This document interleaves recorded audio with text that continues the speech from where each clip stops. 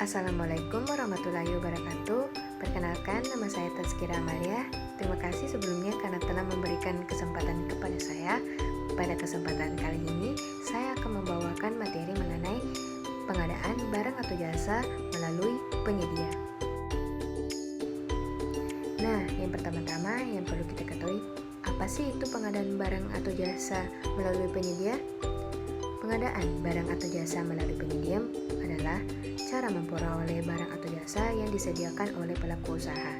Dalam hal ini, kementerian, lembaga, perangkat daerah memilih penyedia untuk mendapatkan barang atau jasa yang diinginkan. Nah, selanjutnya itu alur-alur apa saja yang ada pada pengadaan barang atau jasa melalui penyedia. Yang pertama yaitu perencanaan pengadaan. Perencanaan pengadaan disusun oleh PPK dan ditetapkan oleh PA atau KPA yang meliputi identifikasi kebutuhan, penetapan barang atau jasa, cara, jadwal, dan anggaran pengadaan barang atau jasa. Pengadaan barang atau jasa dilaksanakan dengan cara swakelola dan atau penyedia. Pedoman perencanaan pengadaan barang atau jasa diatur dalam Peraturan Lembaga Kebijakan Pengadaan Barang atau Jasa Pemerintah tentang Pedoman Perencanaan Pengadaan Barang atau Jasa Pemerintah. Pedoman pelaksanaan pengadaan barang atau jasa melalui penyedia meliputi kegiatan persiapan pengadaan barang atau jasa, persiapan pemilihan penyedia, pelaksanaan pemilih penyedia, pelaksanaan kontrak, dan serah terima hasil pekerjaan. Selanjutnya itu persiapan pengadaan. Persiapan pengadaan dapat dilaksanakan setelah rencana kerja anggaran Kementerian Negara atau lembaga disetujui oleh DPR atau rencana kerja anggaran perangkat daerah disetujui oleh DPRD. Untuk pengadaan barang atau jasa yang kontraknya harus ditandatangani pada awal tahun, persiapan pengadaan dan atau pemilih penyedia dapat dilaksanakan setelah penetapan pagu anggaran Kementerian Negara atau lembaga atau persetujuan rencana kerja anggaran perangkat daerah sesuai ketentuan peraturan perundang-undangan. Persiapan pengadaan dilakukan oleh PPK meliputi yang pertama, penetapan spesifikasi teknis atau kerangka acuan kerja. Yang kedua, penetapan HPS. Yang ketiga, penetapan rancangan kontrak. Dan yang terakhir, penetapan uang muka, jaminan uang muka, jaminan pelaksanaan, jaminan pemeliharaan, sertifikat garansi, dan atau penyesuaian harga. Selanjutnya itu persiapan pemilihan.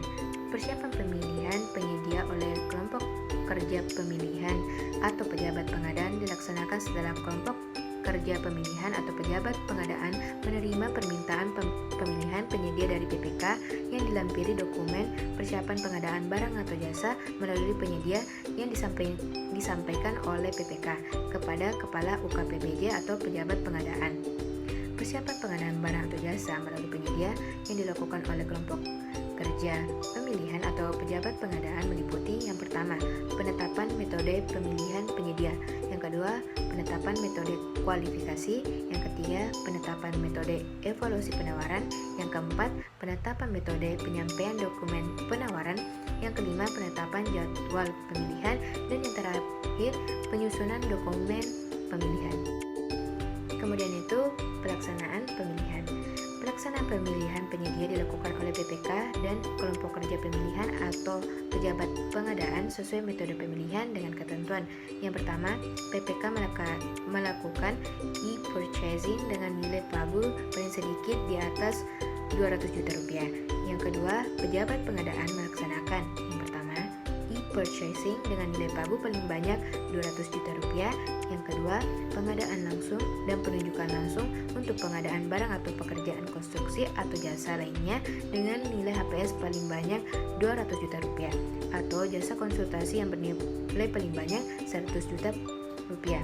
Selanjutnya itu kelompok kerja pemilihan melaksanakan tender atau seleksi tender cepat dan penunjukan langsung. Dan yang terakhir, pelaku pelaksanaan pengadaan khusus diatur lebih lanjut dalam peraturan LKPP terkait pengadaan khusus. Nah, kemudian pelaksanaan kontrak. Pelaksanaan kontrak dilaksanakan oleh para pihak sesuai ketentuan yang termuat dalam kontrak dan peraturan perundang-undangan. Nah, yang terakhir yaitu serah terima hasil pekerjaan. Serah terima hasil pekerjaan dilaksanakan setelah pekerjaan selesai 100% sesuai ketentuan yang termuat dalam kontrak. Penyedia mengajukan permintaan secara tertulis kepada pejabat penandatanganan kontrak untuk serah terima barang atau jasa. Pejabat penandatangan kontrak melakukan pemeriksaan terhadap barang atau jasa yang diserahkan. Pejabat penandatangan kontrak dan penyedia menandatangani berita acara serah terima. Nah, itulah tadi paparan materi yang sempat saya sampaikan mengenai pengadaan barang atau jasa melalui penyedia. Wabillahi taufiq wal hidayah. Wassalamualaikum warahmatullahi wabarakatuh.